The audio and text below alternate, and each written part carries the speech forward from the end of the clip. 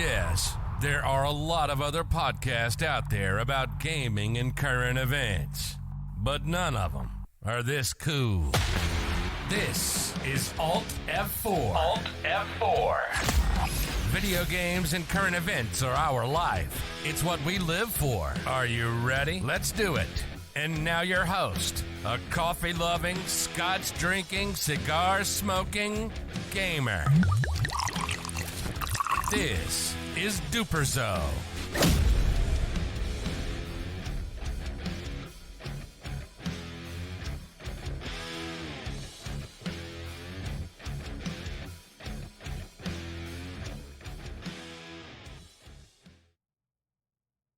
All right, welcome to the premiere episode of the ALTF4 Gaming Podcast. I am your host, DuperZo, or you can call me Jet. I'm also here with Cold Killa 99. His name is Nick. What's going on, Nick? Hey, how you doing, man? I'm excited. I am very excited too, man. So I'm just going to start it off by just saying, hey, I appreciate you for jumping in on this adventure with me, and we're stronger together. Nobody can make it on their own, so I really appreciate you stepping up and being willing to do a podcast with me. Just a little bit about myself, guys. I have been streaming since 2014. I started with the Watch Dogs premiere game back in 2014 on the PS4. And then that morphed into doing Outlast speed runs because that was like a PlayStation Plus game. And I got really, really stupid good at it. And at the time, because the PlayStation algorithm, if you streamed from the console, it was set up in a way that you were the traction and visibility was better than if you just streamed via the PC. So when I was doing that, I mean, I was getting like 20, 30 views. Doing these speed runs every single night. It was such a blast. And then it morphed into, getting a PC and trying to build up my Twitch channel and networking and all of that. And through that, now fast forward up into 2022, I've met a lot of great people along the way. I have done a video game podcast in the past. Back in 2016, 2017, shout out to Worthless Pictures. It's no longer a podcast, but my buddies are still out there, and it only stopped because things came up in life, and we just weren't able to maintain it. But that's not going to happen with this one, right, Nick? No, not at all, man. No. I appreciate the opportunity for being a part of this. I really do. It's something I've wanted to do for a long time. Absolutely. So go ahead and tell the audience just a little bit about yourself, Nick. Like how you even got into streaming. What's your passion in gaming? Tell us a little bit about yourself. Yeah, absolutely. I just started streaming I'd say it's probably been about a year now. So started last year, and really it wasn't even a plan. My wife really enjoys playing games, and she wanted to stream, so I supported her on it, and it just kind of morphed into, you should stream too. And I was so against PC gaming because I didn't understand it, didn't know anything about it. I was an Xbox guy, Right? hated PlayStation, wouldn't be around it, wouldn't have one in the house, but an ultimate PlayStation fanboy, right? I was. And my stepson brought a PS4 over from his father's house. And I'm giving him the stank eye, and I played it, and I was like, man, these controllers feel good. They felt pretty good, man. Oh, I was yeah. like, I kind of like this, But long story short, after that, I don't know what made me actually get a computer and start streaming. I mean, like I said, my wife was interested in it, but once I did, I was hooked, man. I mean, it's just, I'm learning new things every day. I can play Xbox games, PlayStation games, PC games.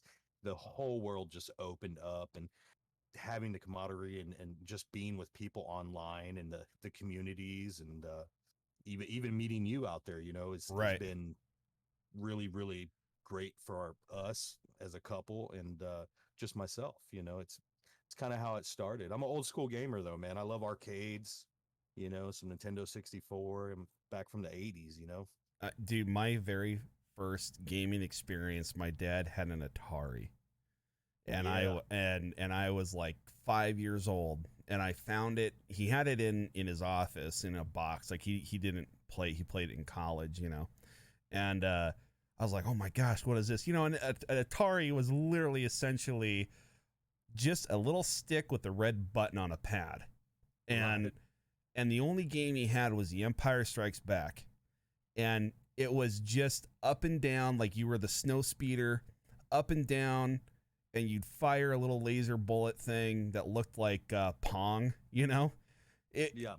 so it's just kind of So I feel you on the whole arcade, and then that transformed into NES for me, and then the Nintendo 64, and it's been quite a journey to where now, over 30 years later with gaming, the fact that we're able to start playing things that are so lifelike, where it's so hard to tell the difference, it's almost kind of spooky.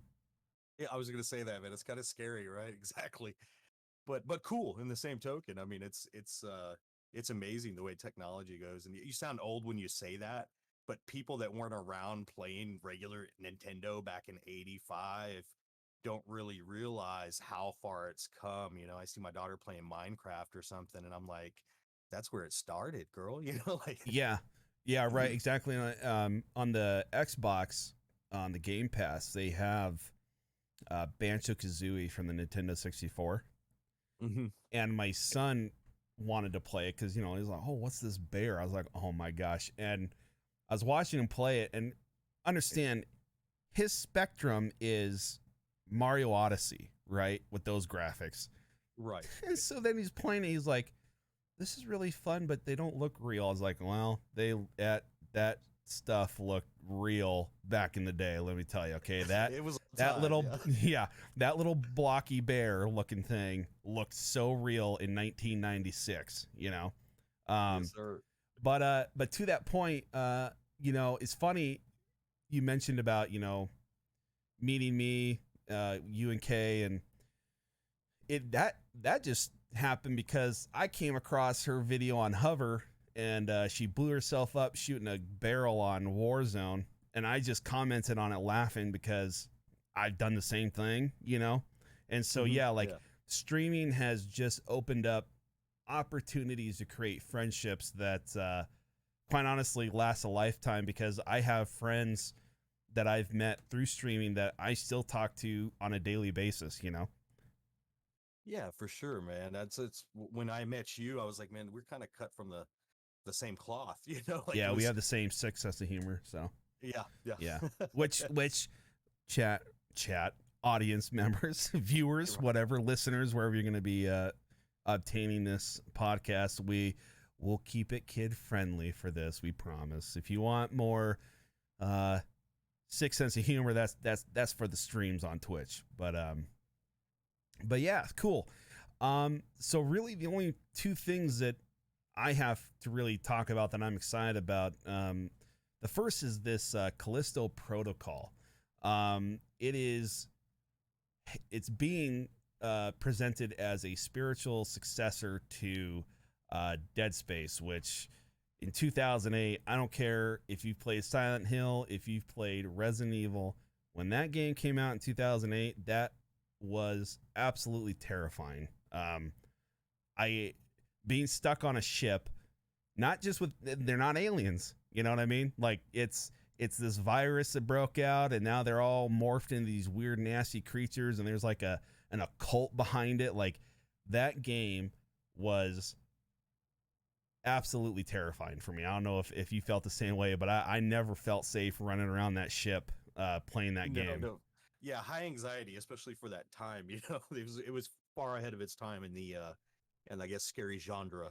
Well, yeah, because I mean, they gave you a gun, but then like body shots don't do anything. You have to delimb these things. Like it was a whole reversal on what you were accustomed to doing when a video game was like, hey, here's a gun, there's bad guys, take care of it. Well, no, now you have to like, do the stasis freeze, bang, bang, shoot off their limbs, and then shoot off their head. Like it was. There's still not an experience that I have found that has met that level of intuitiveness and coupled with being just over the top scary. I know. I remember my mom commenting on it. She was like, "What is this?" It's like, yeah, well, that's Dead Space, you know. But you're right. It's still that level is pretty unreachable as far as anything else that's come out, except for maybe this game here. Yeah, right. Yeah. So with that, there is a trailer that they launched during the State of Play.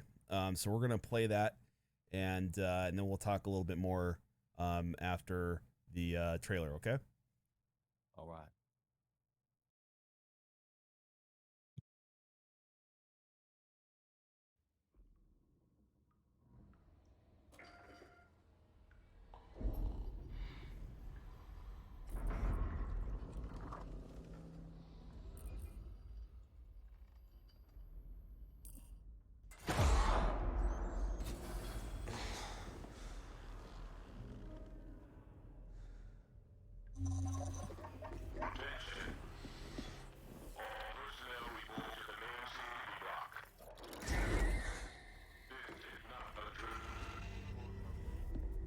Hey man, get up.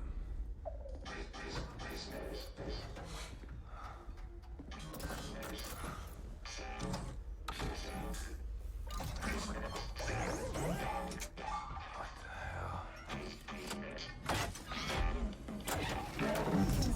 seeing this? Something ain't right.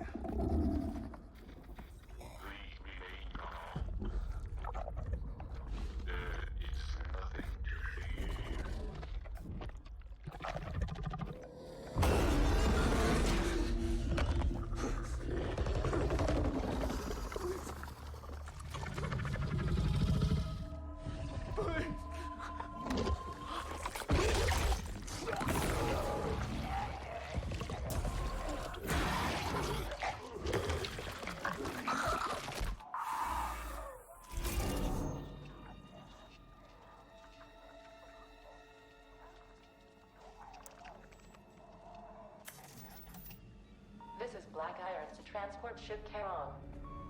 You are cleared for landing.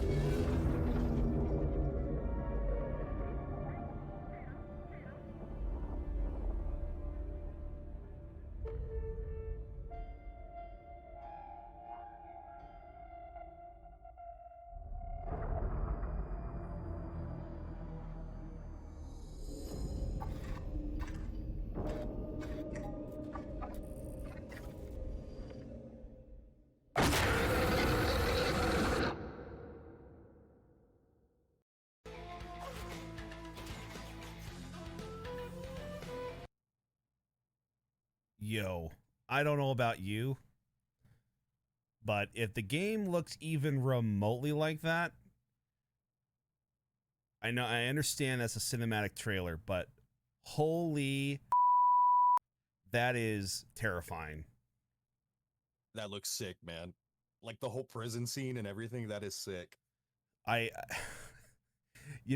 that's, oh gosh, dude, like it's not even, there's so much. I mean, that was the reveal trailer, and then there is the gameplay trailer. So we're gonna play that too.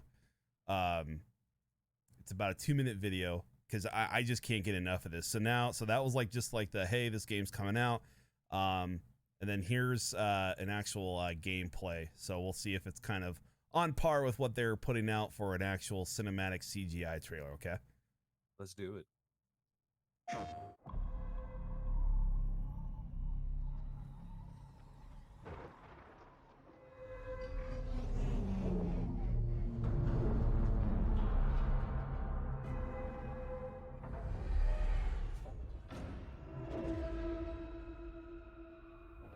Take a look outside. Did you know that they call Callisto the Dead Moon? Dead. Just like you would have been if I hadn't fished you out of that wreck. So whatever you're holding on to right there, that's your old life. You gotta let that go. Because your new life is entirely in my hands. I'm just trying to give you a chance at rebirth.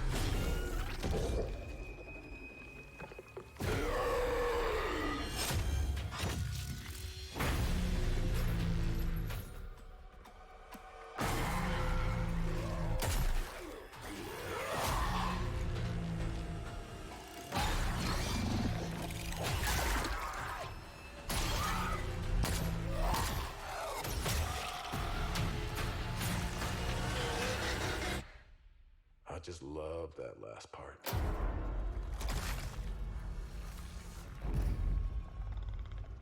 Gives me chills every time.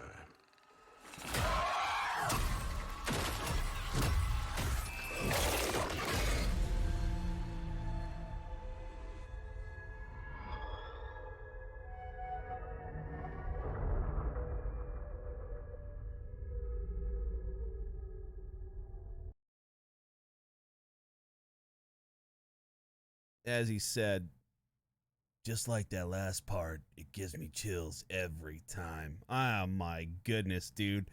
That is essentially everything that I want in a spiritual successor to Dead Space. You know what I mean?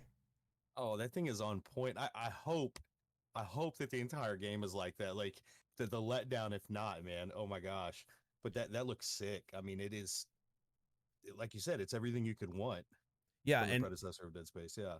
And the best thing with reveals for me is when something new comes out that nobody knows about. Okay, like nobody knew about this game until, this past week. Well, maybe they did. I wasn't. This totally came out of nowhere for me.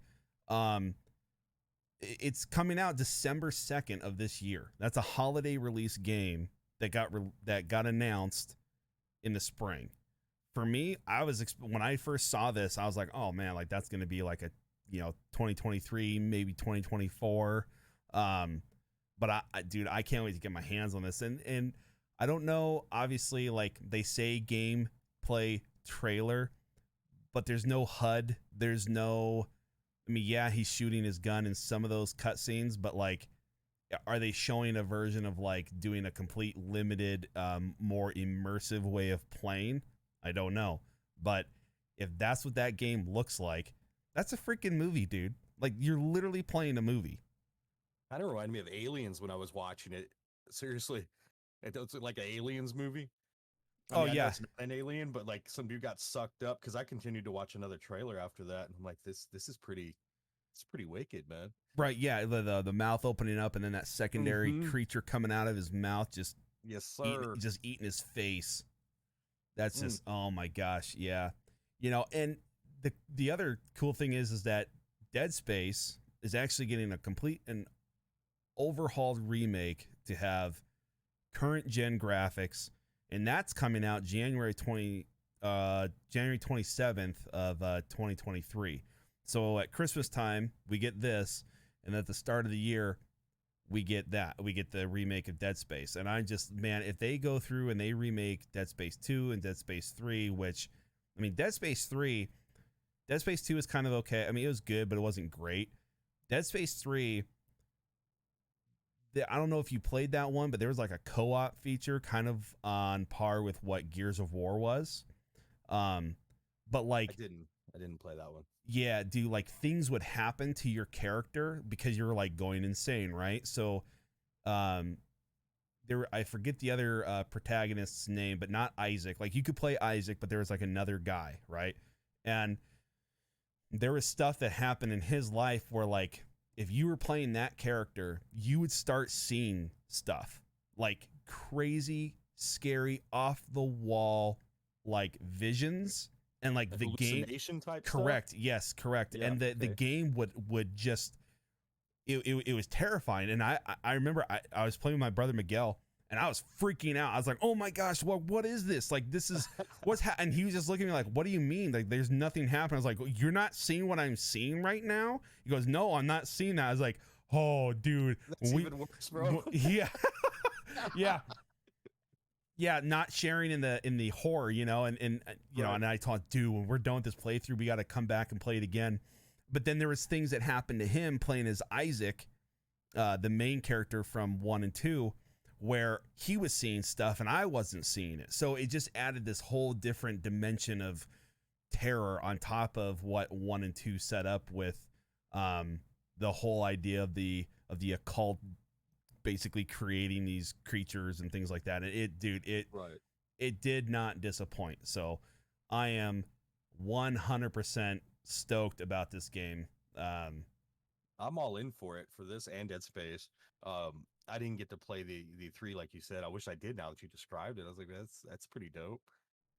I think you could get it on I think you can buy it on CD keys or G2A for the PC. If you're ever down to play, I'd be willing to play that with you. That'd be a good stream for sure. Feeling froggy. Yeah, feeling froggy. Yeah. Let's talk about platform. What's this going to be on, man? As of right now, so the trailer says PS5 and PS4.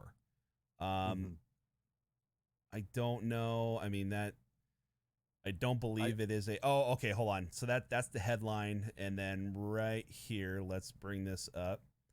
So right here, for the game, Striking Distance Studios designed a strategic combat system that forces you to get up close and personal with the scary creatures.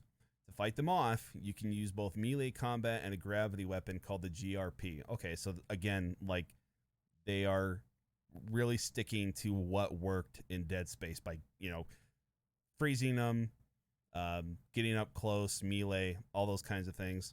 And then it goes on to say, with the GRP, you can freeze any enemy in their tracks or throw the terrible creatures into a turbine fan or an environmental hazard.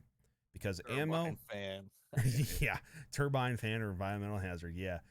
Because ammo, health, and weapons are precious resources. So it's kind of like Resident Evil, right? Like, you can't be going around just like blasting zombies in the face because you only get like 3 rounds every so often, right?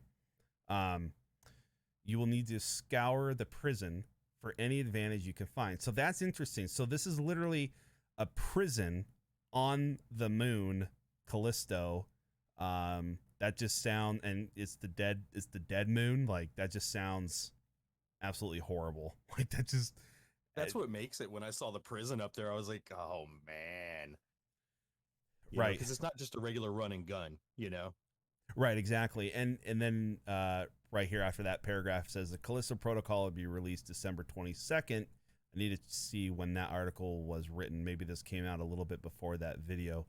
But it says December 22nd on PC, PS4, PS5, Xbox One, and Xbox Series SX or XS, excuse me.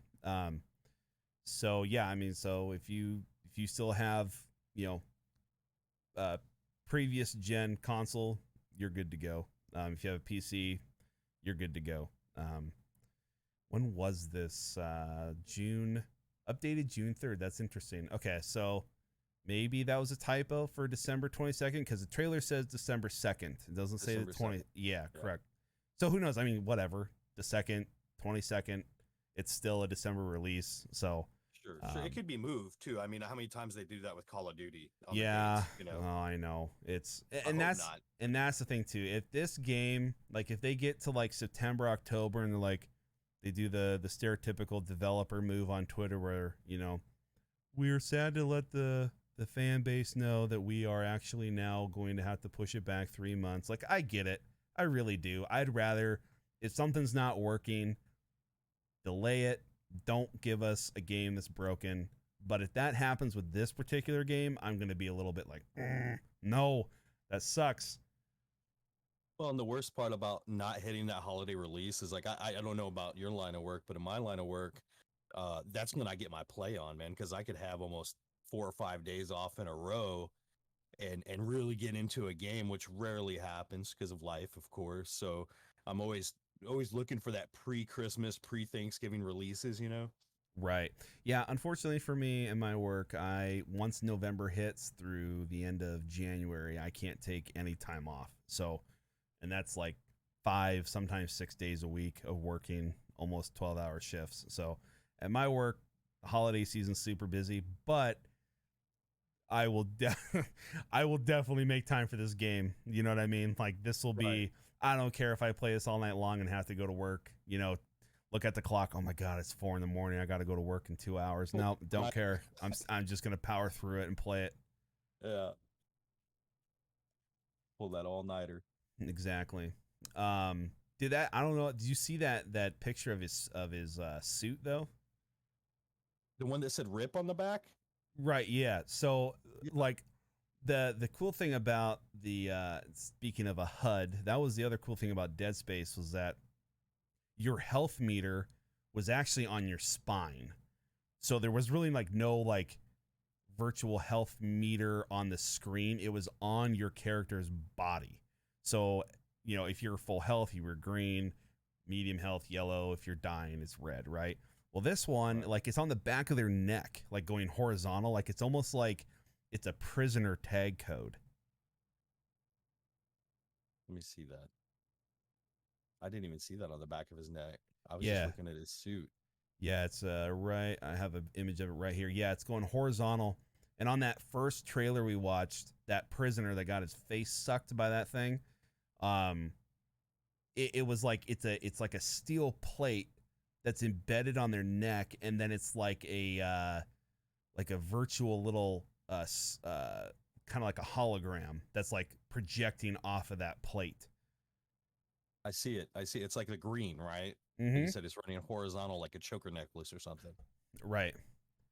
Yeah, it's just dude, it's That's gonna be cool. yeah, it looks so good. Yeah, and those monsters, they look so stupid scary. Like it's literally Dead Space on steroids. That's as best as I can say on that. I mean, that is Dead Space times 20 for me. It is. Some of those monsters look like I don't know, aliens and like Left 4 Dead collided.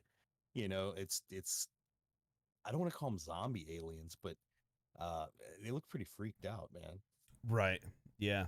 Yeah, I wouldn't use zombies either. I mean, I guess essentially you could say that like Dead Space, the creatures, because they were human before they died, but then they turned into those monsters. So I guess technically Dead Space would be a zombie game, but it didn't feel like a zombie game. You know what I mean? Right. Well, creatures is a good word. You said creatures, and I think that's a good description of what we're messing with here. Yeah. Yeah, it's just, dude, it's chills, dude. Like it's Dupes is absolute. pumped. Yeah. When I start repeating myself or I get speechless, that's what that's all about. It's a little bit of that action. I like yeah. it too, man. It looks good. I didn't know about it till you told me, so I'm over here taking it all in right now. I'm like, wow. Oh yeah, it's gonna be fun. The other thing that there's not a lot of information on it yet, but it's gonna come out. The full reveal starts on June 8th, and I know in our little pre-shop talk that we did, I said I wasn't gonna show up, and now I'm kind of in the mood to show it. It's just one of those live action ones. It's going to be the Pete Davidson. Call of Duty is what we're talking about, ladies and gents. Okay, Modern Warfare 2. The full reveal is coming out June 8th, and they gave us all a nice little sneak peek live action trailer, as Call of Duty does every single year, which is pretty much full of jokes and hilarity. So it's not quite saying anything about the game other than just like, hey, look, these are the characters and this is hilarious. So this is my favorite one. Pete Davidson's a hilarious guy. So yeah, we're going to watch that one real quick. It's only like 40 seconds. Let's do it.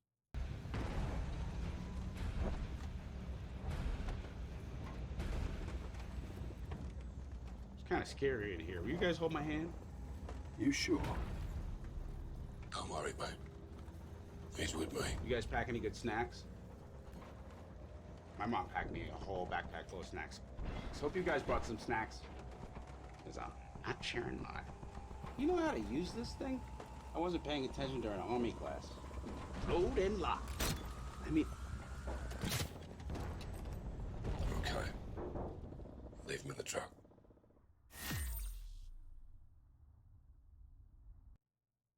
That is hilarious. Pete Davidson sitting in a truck full of special forces guys. Yes, Call of Duty. I know they're not real. They're actors. But the premise is just that he's sitting there going, did you guys pack snacks? My mom packed a lot of snacks. And hey, how do you work this thing? He's messing with a freaking RPG in the truck. Like it's... It was almost too much, man. Oh, it's so good. But yeah, so again, not a whole lot of information on that yet, but the next podcast that will be posted the following week will be full of the details that we will be getting from that press conference. And I don't wait for that. Right. One of my biggest thing is, one, when it comes to Modern Warfare, like I don't know how you feel about Call of Duty, but I feel like Treyarch, up until Cold War, Treyarch did a better job at the multiplayer, but they kind of were mediocre with their campaigns. I mean, Black Ops 1, Black Ops 2 was cool. Black Ops 3 was kind of ridiculous. And then 4 didn't even have a campaign. It was just, multiplayer. And then they did like these stupid little operator stories that you had to play within the confines of the multiplayer. But Infinity Ward, when they did Modern Warfare back in 2007, like Soap McTavish, Captain Price, Gaz, Ghost, Roach, I mean, they created characters in a campaign where I don't know, I don't think I can speak for everybody, obviously, but I actually cared about what happened to these people. So like in Modern Warfare 3, the old ones, not the reboots that are happening, but in Modern Warfare 3, and I don't have to say spoiler alert because it's been 10 plus years now, when Soap dies, dude, that was devastating as a player, because you played him in number 1, you played alongside him in number 2, you played alongside him number 3 / played him as well. And then when he ends up dying and the interaction with Price and Soap, it was just like, you cared. Like they built these characters so well that you actually felt what Captain Price was feeling in that moment when Soap was dead on that table. I feel that. I do. And I haven't, to be honest with you, I haven't played a campaign in so long because I think they suck. Oh, really? No. Even the Modern Warfare ones? I got a little bit into the new Modern Warfare, the last one that just came out. A little bit. Like my wife plays them all. Mm-hmm. But I mean, I was into the Black Ops. So like Black Ops 1, 2, maybe even 3. And I like Modern Warfare, but the last, I don't know, man, with the exception of the last one that came out, which was decent, I would say I couldn't tell you last time I played a campaign on it. Yeah. I mean, all online, Yeah, right. I mean, and the multiplayer crowd of Call of Duty, that's who they really do gear towards.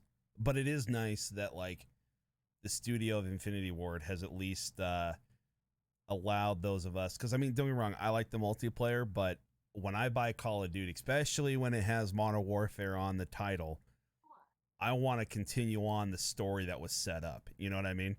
Like that's right. Like that's what I want. I want to know this is where the game ended in 2019. I want to know now what's going on because I'm invested. I care now, Yeah, it kind of grabs you, pulls you in, which is what it's supposed to do. Right, exactly. Yep. The rumor mill has been that Warzone is also going to get a revamp of it, which it desperately needs because Caldera I touched that map like maybe 3 times, and I cannot tell you how disappointed I am that they nuked Verdansk. Like, getting rid of Verdansk was probably the biggest mistake that the Call of Duty franchise could have done, because Caldera is just garbage. It is a mountainous rock island, and you can't even like, you know what I mean? Like, they made that map so hard to navigate, and it's a battle royale game with gas that's moving in. Why can I not get up the mountain that you decided to put into this dead center of the map? Like, it just makes the game frustrating. At least it does for me. And so since Vanguard came out, I've just been playing Rebirth for Warzone because I do not like the way Caldera was set up. That's it. And have you met anybody else that said anything different? Because you just said it all right there. I mean, I feel the same way. I think probably less than 5 times have I played on that map. And then it's nothing but rebirth after that. Yeah, I mean, you get the guys that are like, well, Verdansk just had all the different camp spots and it, buildings, and you're just upset because, not to me specifically, because I don't voice that opinion on Twitter because I'm not going to take that kind of hate, but what I see online a lot is you have, I would say, normal people like you and I who are like, no, this is kind of dumb, versus the other players who it doesn't matter how the game is designed, how they offset it with weapons to zone movement of the gas, the run of the mill, campers. And it's like, no, I mean, there's campers in Caldera too. It's they get on top of the mountain with a helicopter early on and then they just sit there and wait. So, I mean, the camping is egregious for me anyways in Caldera. I'd rather guys be posted up in a building in Verdansk because at least I can maneuver to it and access the building they're in and prevent them from sniping or shooting down helicopters with RPGs, etc. Yeah, I mean, the lobby, not Lottie, is sweaty enough without adding those to the actual map. And that was a huge problem with that map. I hope they nerf the whole thing. I hope it's gone. They come up with something new. It'd be nice if they brought back Verdansk, at least, like redone. Well, I don't know. I mean, maybe they will, but it's kind of hard to go back because they when they came out with Caldera, they did this whole public event thing of dropping a nuke on Verdansk. So like Verdansk is done. But the rumor is that when Modern Warfare 2 comes out, there's going to be something called Warzone 2. And if that's set in another city style map, then I'm cool with it. If it's another Caldera, I can't. Yeah, I'm not trying to play in Vietnam, man. I'd rather be in a city. Right.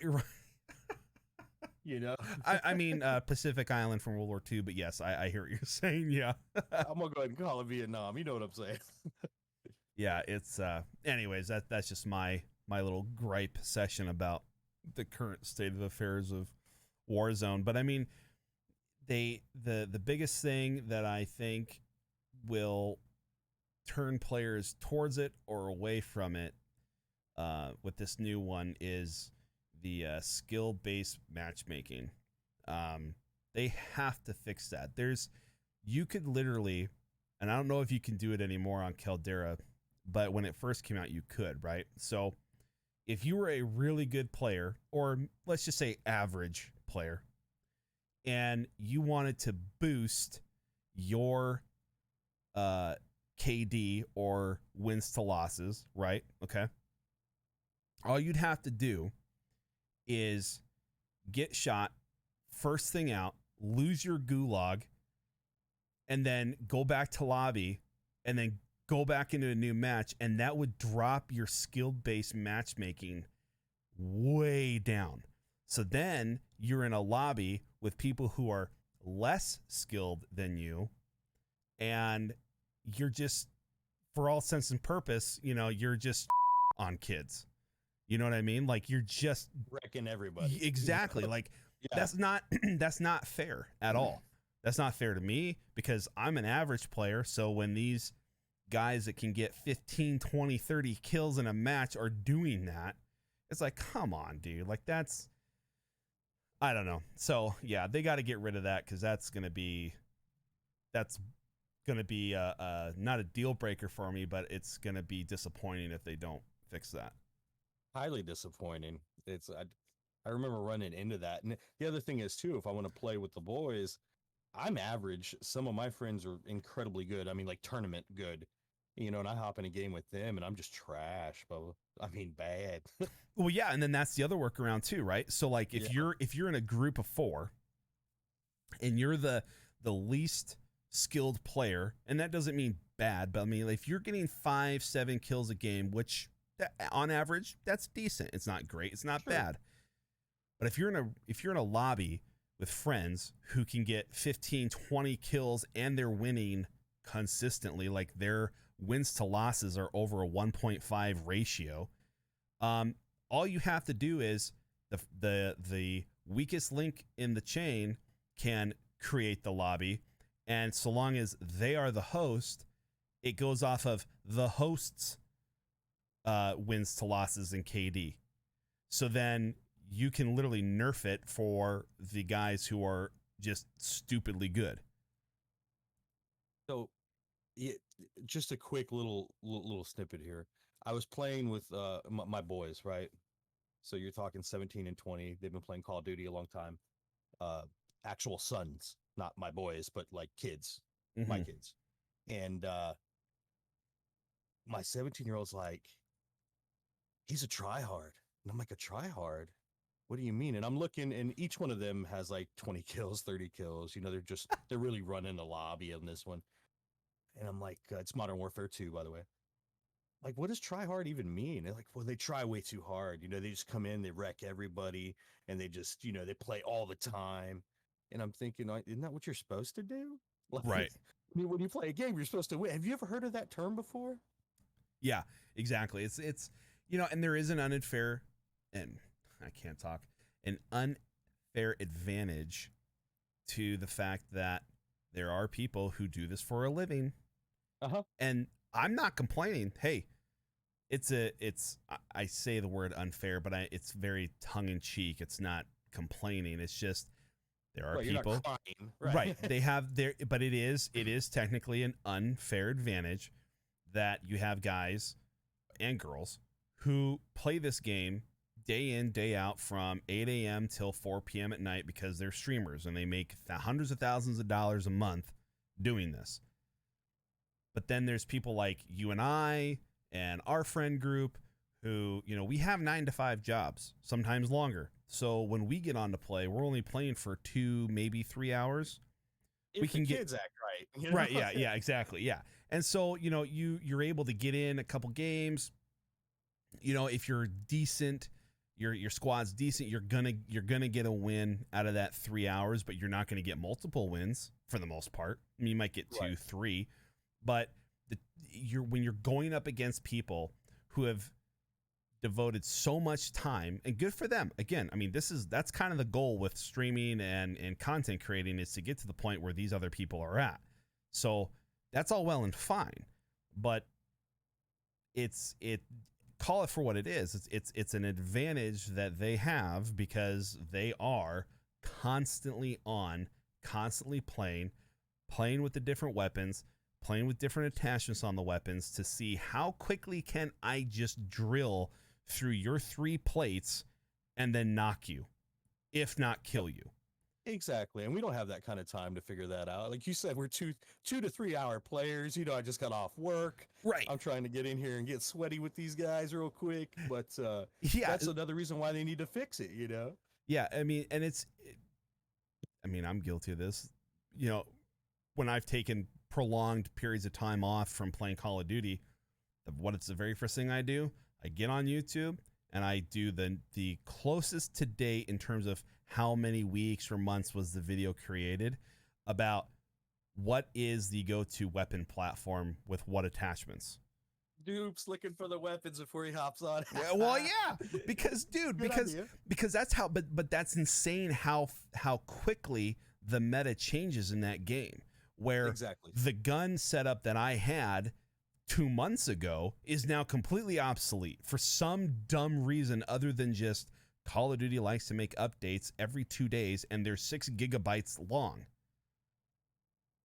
Like it's so fast paced and changing that if you are not sinking your teeth into it every single day, you have to go on YouTube and technically, quote unquote, cheat to figure out what weapons work, what attachments don't work. I'll tell you what, the one thing that the setup that I always run is like an assault rifle or an SMG with a Kar 98. The Kar 98 is my go-to weapon. I love getting. I hate you in your car 98.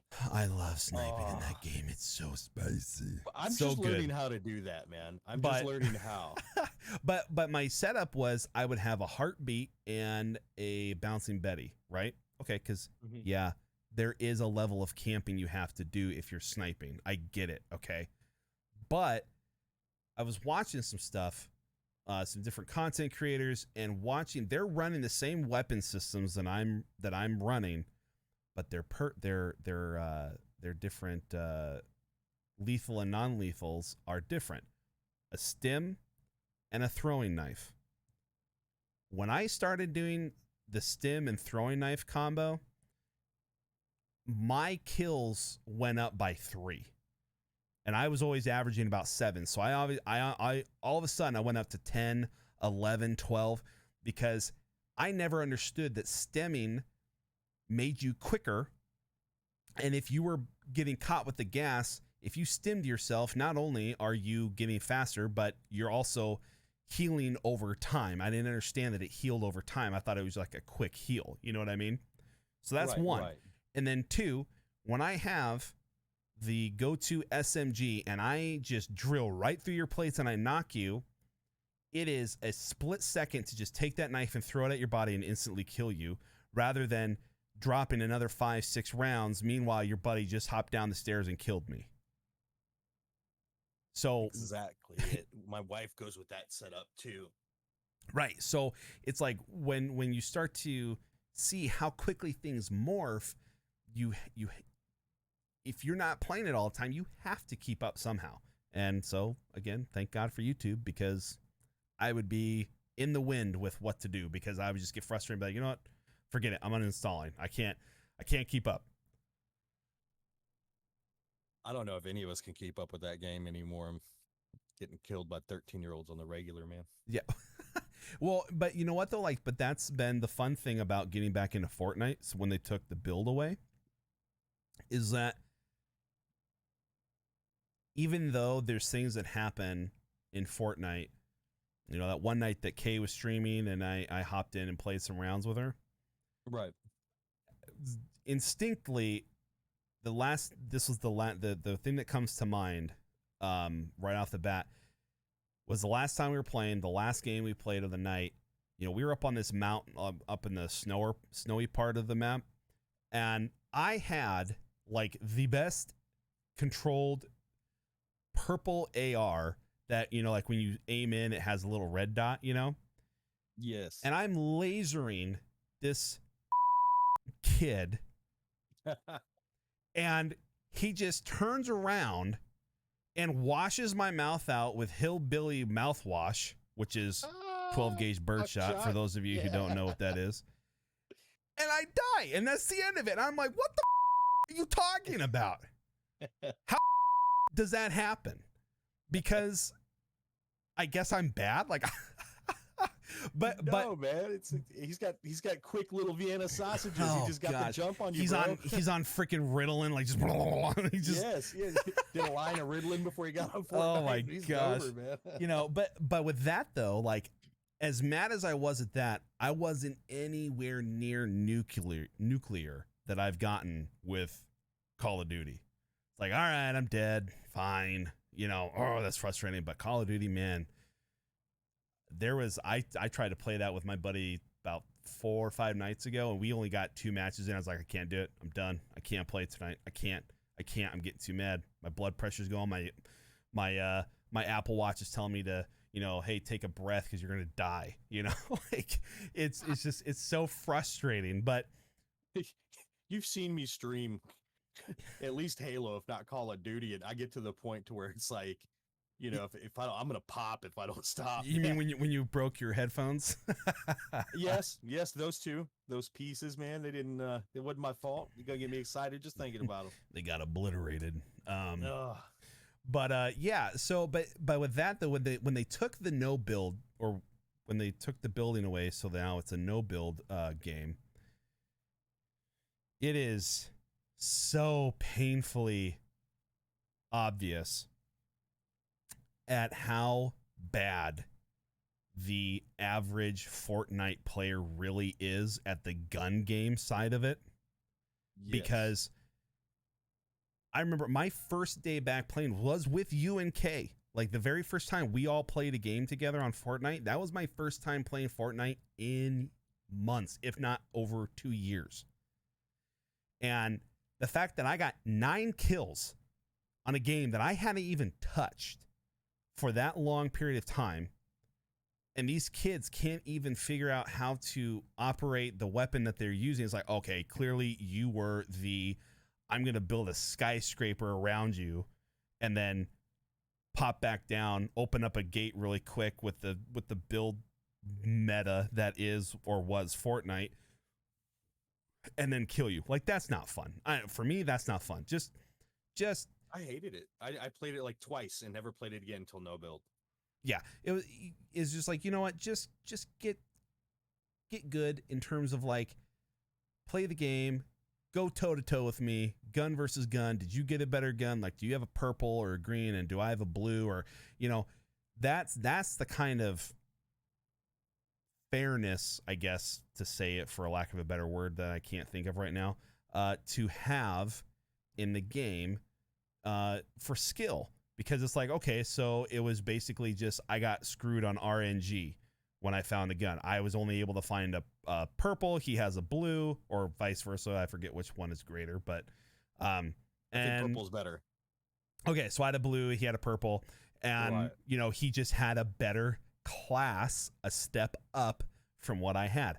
That, in my mind, makes sense. It also carries over to games like Rainbow Six Siege. I love that game. You and I still need to play that game together, my friend. We do. But when you have a game like Rainbow Six Siege where it doesn't matter what gun you're using, if I shoot you in the head in that game, you die. You die. Almost like a simulator, right? Correct. Like, I mean, it just simulates what would happen in real life. Doesn't matter if it's a 22. Doesn't matter if it's a 9. Yeah. Right. Yeah. If I hit you in your dome and I hit that switch in your head in that game, you're gone. You're dead. Not this, +5, +50, +20, tink, tink, tink, tink, tink, tink. Okay, now you're down. No. If I shoot you in the head in Rainbow Six Siege, you're dead. It's done. That is fair. Now, you can talk about how people use, you know, when you get into the esports side of it and people start picking up, you know, different tactics. Well, that's part of the game. I mean, that game is so super tactical, but to the bare bones of it, again, it's toe to toe. Who is outplaying the other player? So if you get an angle on me in Rainbow Six Siege and I don't have that angle and you kill me, it makes sense in my mind.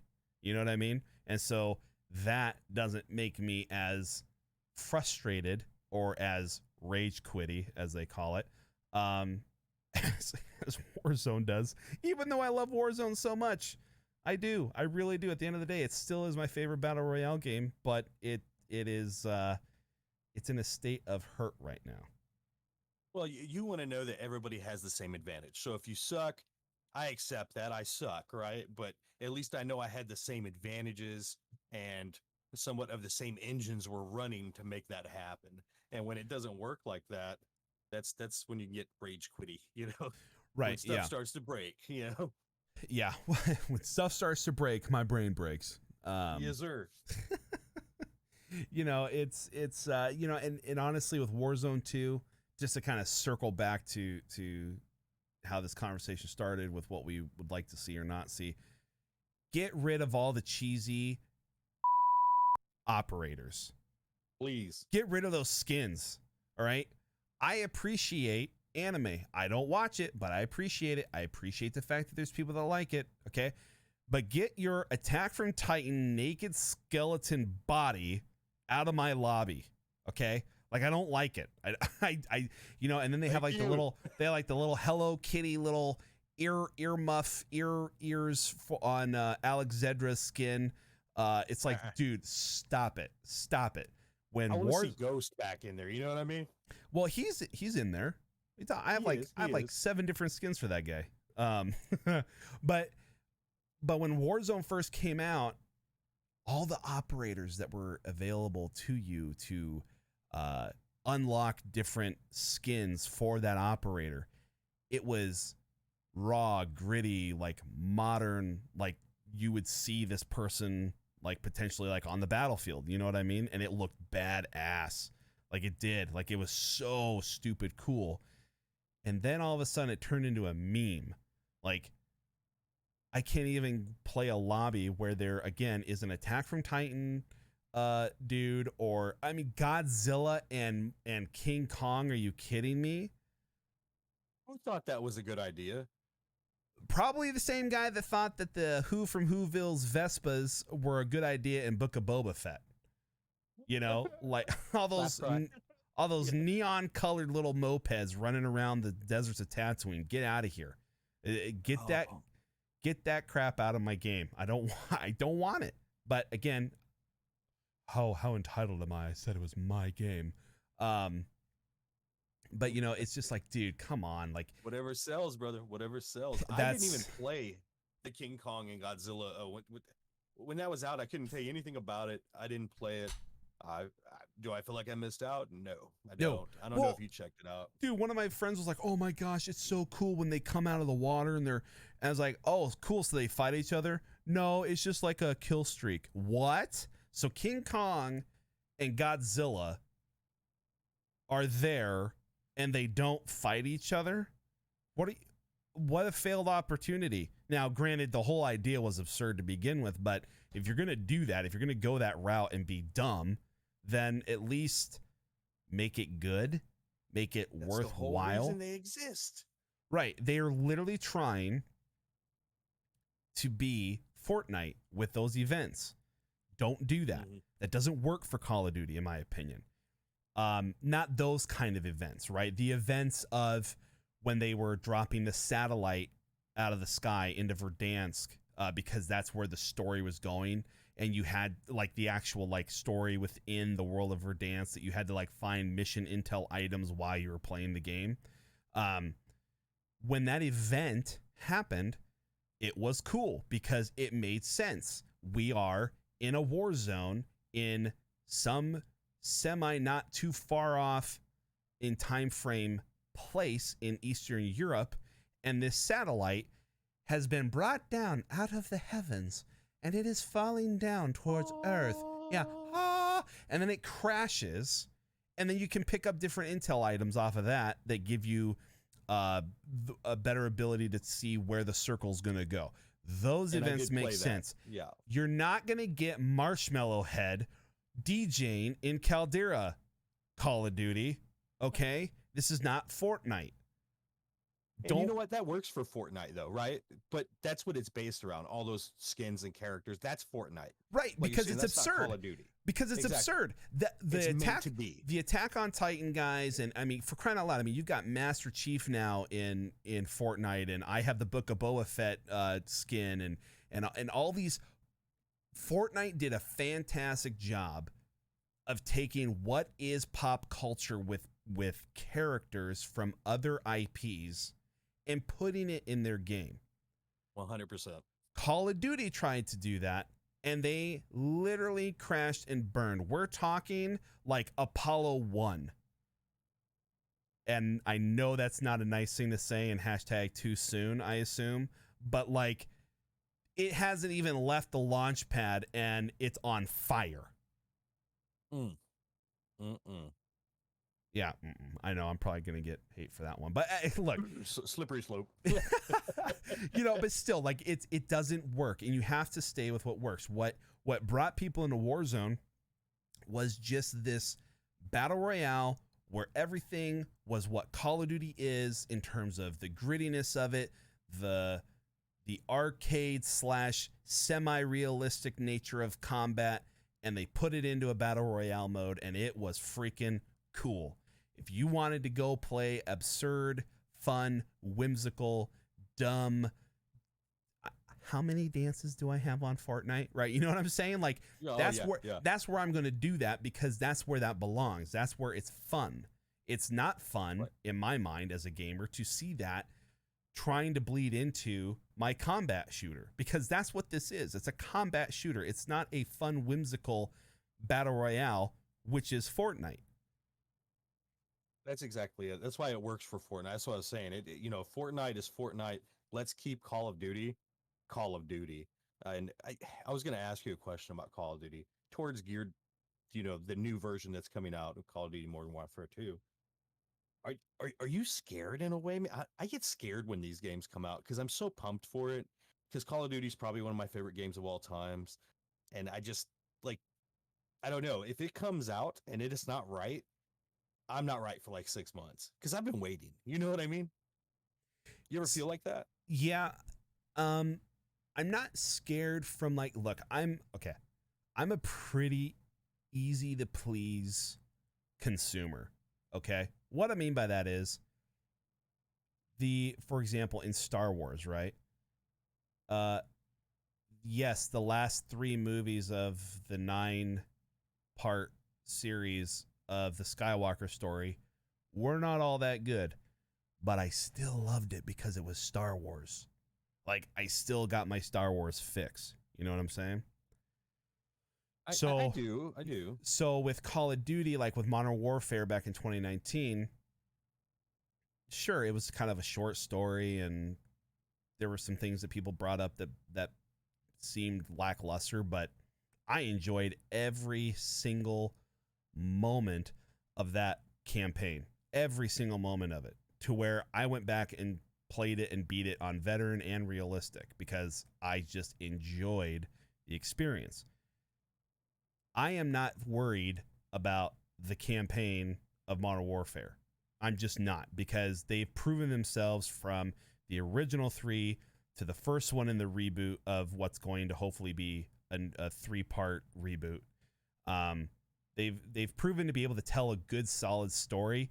Yes, there's gaps. Yes, there's things that you could gripe about, as with everything. But campaign-wise, I'm not worried. Multiplayer, I can tell you with Call of Duty Modern Warfare, I didn't really play the multiplayer at all until Warzone came out. Only because like I didn't buy Call of Duty Modern Warfare for the multiplayer. I bought it because, oh my God, they're rebooting my favorite Call of Duty series of all time. And I'm then opposite. No. Right, exactly. But I heard that like the multiplayer was not, it was, a lot was left to be desired. And so when January, February of 2020 came and they launched Warzone, I was like, oh, I'm really into battle royales. I have like over 1,000 hours on PUBG. I'm going to see what this is all about. And I loved it. I absolutely loved it. So with that being said, campaign, no, I'm not worried about it. Multiplayer, I don't really have an opinion based off of the first one because I didn't play it. But with Warzone specifically, yes, I'm worried. They either are going to get it right and they're going to get... My biggest thing, they could literally not handle the skilled matchmaking and they could still have an issue with cheaters, okay? But if they have a map that is good, like Verdansk was, I'm fine. I will live with it. But if it's a map, and it's... Sorry, we're trying to keep it friendly for kids, folks. If they have that kind of a map, and it's also got all those other problems, then that's a problem. So yeah, with Warzone, I am a little worried. Yeah. I am for the multiplayer, but I'm kind of opposite of where you're at. Like, you like the story. I pretty much buy them for the multiplayer, and it's not because I don't like the stories. It's because I've never had time. So I had like a 10-year gap where I couldn't spend more than like 30 minutes on a game without getting yelled at. That's all fixed up now. We got it fixed. But I missed out on so much, so I'm kind of going back and reliving those stories from those games. But multiplayer was just easy to get in and out of. Well, yeah, because it's exactly like when I've had to, you know, if I'm like, oh man, I got work, and like if I have a closing shift, I'm like, man, I got work in like 3 hours. I really don't want to sit down and get into a campaign or like a single player story, you know, because I don't want to get up, you know, because it's getting good. But I can definitely drop an hour and a half on some matches on Call of Duty. So yeah, I totally feel where you're coming from with that. Oh yeah, and ex-wife didn't help either. But yeah, I mean that's basically it. But Yeah. That's for a whole other kind of podcast there. Right. But yeah, so there are good things on the horizon. I have a feeling after the 8th, which is 3 days away. So that's what, Wednesday the 8th. We'll have a better idea of what's going to be happening. What I would like to see is them to say that they've completely either A, done away with the Ricochet anti-cheat, because guess what? It doesn't work. Nerf it. Raven Software, do you hear me? It doesn't work. So either they've completely done away with it, or they've revamped it, or have done another anti-cheat. I would keep our fingers crossed. Right. I would like to see more information on. I could really care less about multiplayer, because I know that I'm the multiplayer player where I'm the multiplayer player. Yes, that made it sounds right. Semi-sense. Yeah. Okay. Fast. I'm the kind of player that on a Friday night, if I'm feeling a little froggy, I can get on and play for an hour and play team deathmatch or whatever and enjoy myself, because it's just killing time, or it's whatever, you know. But I do know that like there's people who are super invested in it. So I would like to see the concerns that some of these bigger content creators that have talked about the things that we've discussed, like the skill-based matchmaking in multiplayer specifically, and just the way the maps flow. You know, again, I don't play it enough to really have an opinion on how the maps are flowing and how things hinder movement or set it up to encourage camping or encourage, you know, back in the day, noob tubing. You know what I mean? Like I don't play it enough to really have a full-on opinion on that, but I would like to see on the 8th some of those things addressed. And then, of course, selfishly, I want to know where we're going to be at in that campaign. I want to know what the problem is, or at least get a hint of what the problem is that's going on in the world of Modern Warfare 2, and just be like, yes, I'm excited, because this is coming out in October. Yeah, I think it's 28th, right, is what it's set for. Yeah, right before Halloween. Yeah. I was just looking, and I didn't notice this before, but it may or may not be coming to Steam. Like, that's up in the air, which would be cool for me. I like to operate off of Steam. That's where I like to keep all my games, just because I share the library. But I wonder if that's going to be possible. I don't know. And I only say that because I think Blizzard and Activision still are together. Like as a... No, I'm sorry? I was going to say Activision was bought, right, by Microsoft. Was it? Yeah, I believe so. Let me fact check that, but I think there's been some big changes. I think Microsoft bought Activision for, about $5 billion. I'm not quite sure how much.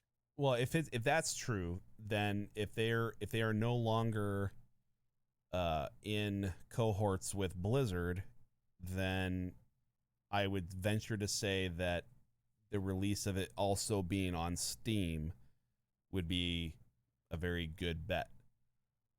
$68.7 billion. From Microsoft? Billion with a B.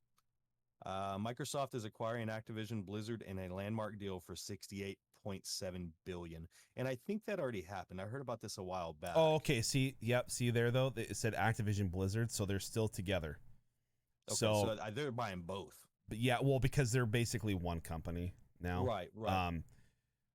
So yeah, I don't know. Who know? I mean, Microsoft could tell them, hey, you can't have it just solely on Blizzard because we own, Windows, and we want it on the marketplace for the Windows marketplace. We want it here. We want it there. Just put it on Steam. Let it be on Epic Games. I don't know. That's Microsoft gets a piece of everything ananyway. Oh, they own pretty much the internet. Yeah, they're literally the Disney of the internet. Exactly. Yeah. Yeah. So yeah, I mean that's actually a good question. I mean, either way, I have my Xbox XS linked to my PC account because that's where I bought all my operators and all that stuff when Modern Warfare came out on the PC. So for me, it's not really going to matter because so long as I can, well, I shouldn't say that. I can play Warzone on both my console and my computer because it's a free game. But if it comes down to the game itself, I'm probably going to buy it on Xbox just so that I can play the campaign on my nice big 4K massive TV upstairs. Flex. Yeah, full X. Flexing on them. You know, so, but yeah, but again, like, even if I don't, like, it's, I don't know, man. I don't get into the, and I'm not saying you are, but like, I know people are like, I refuse to buy anything from Epic Games because of their practices. Well, It doesn't matter. you to know, me. dude, like, honestly, like, it's just like with like Disney Plus and people being pissed off at Disney. It's like, dude, like, I don't play opinions on those things because then I would never have fun with anything. You know what I mean? I'll buy it from anywhere as long as you're not hurting children and beating women. You know what I mean? Well, yeah, It's yeah, easier okay. for me to have it on Steam because I got the Steam library, you know? Yeah, I mean, although, like, if you think about it, we really couldn't buy anything that's not hurting kids because everything's made in China. But that's a whole other thing. But Don't even bring that up to me. yeah, my iPhone built with tears. Yes, but- and sweat. Oh man, this is morphine. Bad, bro, bad. Get control. All right, we're gonna get it. Yeah, well, yeah. This is the flagship podcast, and we're already gonna get striked. I can feel it. Yeah. They Get said outta there. YouTube's like, they said what about China? Yeah. Investigate them now. I'm not even gonna do a Trump impression, you know. Oh man, don't tempt me, okay?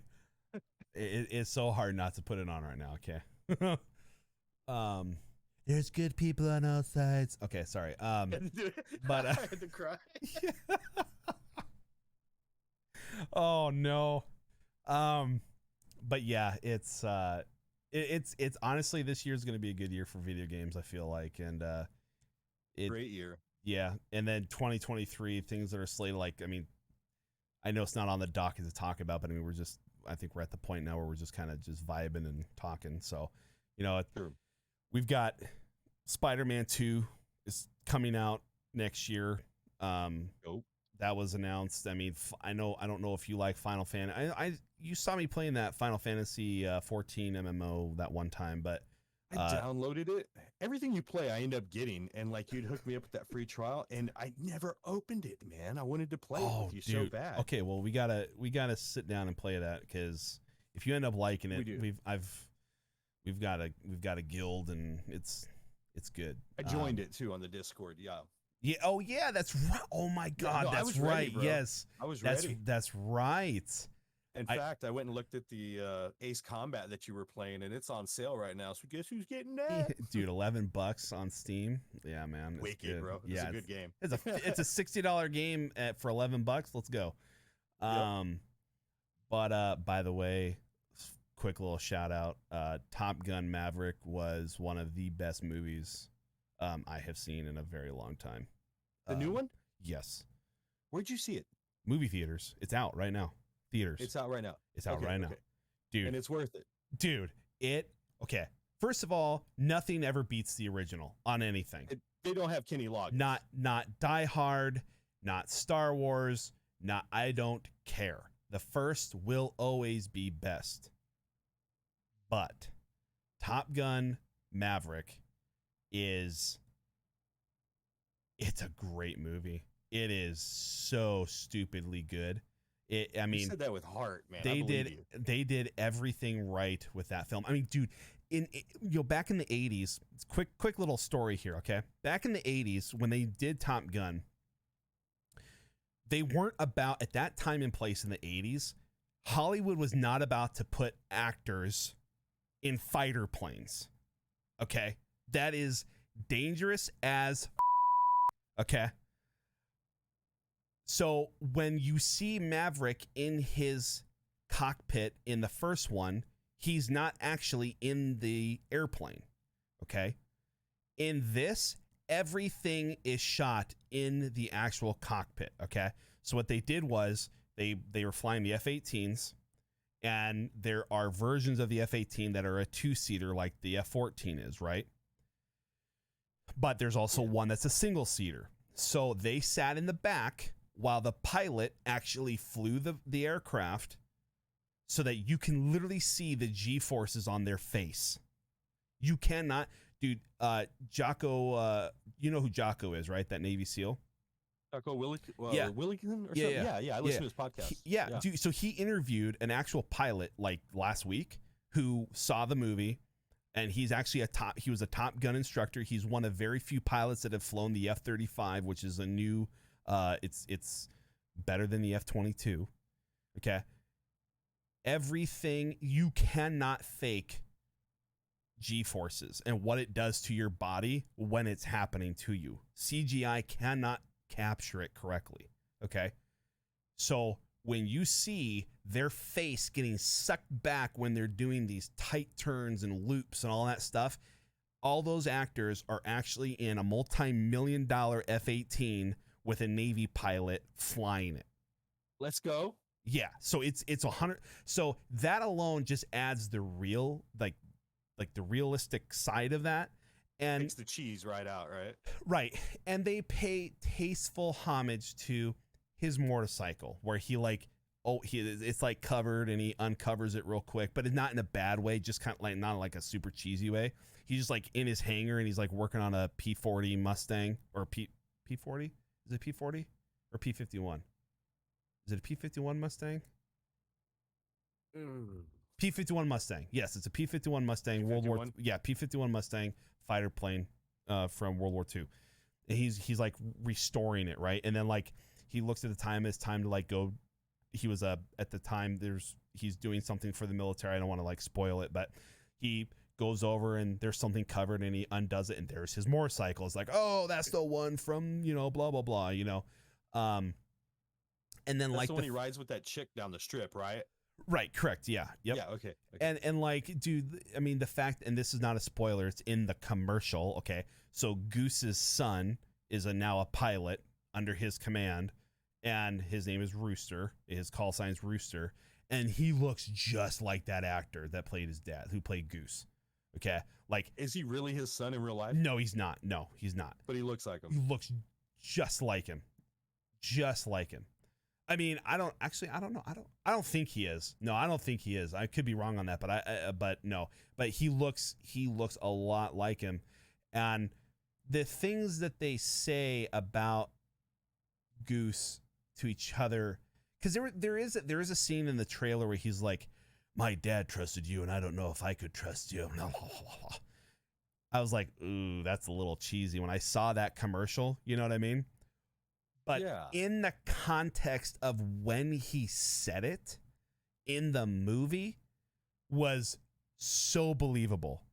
Like it didn't seem like put on, you know what I mean? Like it was so good. It was so well done. Like I honestly, like I don't go to a theater to rewatch a movie. I wait till it comes out. If I liked it to watch it again, I would go and pay money again to go see that movie.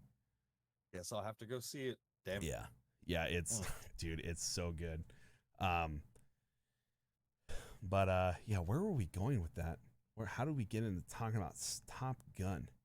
Oh, I think I was talking about the that's a good question. I don't even But that's remember. Okay. That's okay. I was talking about that fighter game, and then we went off. About the games that you end up. So Ace Combat 7, like that is. Like, it's not a realistic simulator by any means. It's very arcade-like. But, man, if you want to feel like a top dog in the sky during just doing, like, missions and stuff, oh, it's so good. So much fun. Yeah, I like the way it looked way too much. And I only watched you play it for about 30 seconds before I got my head shaved. I was like, man, that looks really good. Yeah, by the way, I even though I was streaming, I pulled that up on my phone, so I saw you get your noggin buzzed. Oh yeah, you got took it down to Chinatown, man. Yeah, you gotta straight edge it now. You gotta be silky smooth, like me. Sir. Can't do it. I get bumps and everything, little razor burn on it. You'll be fine, you big baby. You'll be fine. I'm crying right now. Yeah. Well, there's some of us who don't have a choice, okay? Keep it clean. Keep it clean, babes. What? Oh, what are you talking about? Keep it clean. You keep it extra clean, brother. Keep it. Oh, I see what you're saying. Okay, That close shave, man. I was like, I mean, I'm talking about my head, but not, okay, well, No, okay, all paranoid. What did I say? Did I say Yeah. something? That's an well, but see, and folks, when we talked about at the beginning of the podcast, Sixth Sense of Humor, that was starting to come out a little bit. So, but yeah, it's Ace Combat 7 is a great game too. Fantastic. So good. I'll be checking that out. Yeah, it's really good. What else? We're, it kind of, I mean, and I don't mind. I want my hope, like when we were doing our little pre-meeting meeting before this, I want viewers over time to feel like they're in on this with us, you know what I mean? So, I don't mind talking shop, and what I mean by that is like, right now, guys, the podcast, we just have this little backdrop here that says ALTF4 and all that stuff. As of right now, my camera's not working. I do want it to be where Nick and I have, our cameras up and we're both on there talking, even though he lives in Texas and I live in Illinois, but we can still, via the power of the internet, as Boogie would say, where we'll be able to, put both of our images on there. So it's not always going to be a blank screen, or not a blank screen, but just like a backdrop screen. I promise. It's just something to add some filler in the meantime of not having the capabilities of doing the camera at the moment. Yeah, I think that with time they're going to feel like that for sure, dude. I really do. And with everything that we got coming to the future, man, I think they'll be excited. We got some super good guests lined up. I mean, it's going to be potentially lined up, right? I mean, don't get me wrong. Like that, the night that we were talking, and I don't want to say too much. We'll stay vague about it, but I mean, dude, if some of those things even line up, that's exciting. You know what I mean? Like that. Yeah, like yeah, it's not impossible. It's not. I'll tell you the line of work that we're in, we kind of specialize, and this is not to go too far off left here, but just to give you an idea. I was telling you about my cousin, and in this line of work, we meet a lot of people, a lot of very, very wealthy people. I think you've seen some of the pictures of the houses. Yeah, you did that. You did that job at that guy who was like the grandson of the Campbell family for the soup. Right. I mean, just we end up in some houses that are. I don't want to name drop right now, but everybody knows who they are. Oh, sorry. I just. No, man. Everybody go out and buy some Campbell soup because we just name dropped him. My bad. Yeah, no. I don't want to name drop. There's so many people here in San Antonio and Austin and Texas. You have your. Matthew McConaughey, and you got like Sandra Bullock. Everybody here usually ends up buying a house somewhere in San Antonio or Bernie called the Dominion. If you look it up, that's where George Strait, Stone Cold Steve Austin, everybody's had a house. I had 1 beer, 2 beers, 3 beers, 4 beers, Exactly. 5 beers. And we service a lot of those areas. And it's not to say we don't do the average Joe, but, we're a small company, and we really roll out the red carpet when we go to someone's house and do what we do. So we usually end up having less customers, but better quality, I guess you could say, like. You have essentially a lot of these people, essentially you have a company that you work for that deals primarily with like VIP clients. Pretty much owned by the family. So we don't work for anybody else. We kind of work for ourselves. My cousin is the official owner. He's kind of taken over things, and I just stepped back with him. If you don't mind me asking, what exactly do you do? Do you do remodeling? Is that what you do? Like, are you like a contractor? No. Oh man, I can see how you would think that, because I do have all my licensing. I do have, plumbing license, AC license, electrical license, all of that. But I built houses for years prior to. My passion was always law enforcement, so I went into that. What I do now has led me in many different ways in my career, because it was my family's business. So I always had, I guess, a good way out or good support to be able to do what I wanted to do, like police work or you know, law enforcement, because they helped me get there. Those aren't jobs that are easy to get. Took years, and I had to support myself meantime. So my cousin owns a pest control company, or my aunt and uncle did, for about 45 years now, 42 years, somewhere in there. And very successful. They're very old school, man. Very, you know, on handshake type people. They don't do contracts. Most of their customers have been customers 30, 40 years. You know, I mean, they're servicing third, fourth generation people without ever even signing a piece of paper saying they have to come to your house and stuff. So they own a pest control business. The pest control that we used to do was anything and everything. I mean, wolves, foxes, snakes. You got an alligator in your pool. We pulled all the raccoons out of critters. walls. Okay. Everything, man. All the way from roaches to, like I said, you know, coyotes. It didn't matter. You know, I was trying to talk him to hanging out of a helicopter and doing some ranch pest control. But so we do that for the general San Antonio area and pretty much everything surrounding. They've kind of tightened it up over the years because we don't really have to go out as far. You know, it's a very developed company after that many years. So they kind of pick and choose what we do and what we do well. Right. And, you know, we don't work weekends. We're not your average pest guy, you know, that sits in the hot tub and smokes a stogie, you know, like while you're gone and you're at their house. We're pretty well trusted. We don't work weekends. We're not on call. We have a certain schedule, and there are certain people we'll go out for, but it costs, you know. But that's what we do, man. We pest control it up, you know. Nice. Pretty much anything and everything. Yeah. Nice. Prior to that, I did a bunch of other things, but that's what's on the docket now. And I did total probably almost a decade with them now, and love them to death, man. They're the best. You know, my cousin's like my brother, and my aunt and uncle are like the parents I never had. So, Well, that's good, man. That's yeah. Oh, make me cry.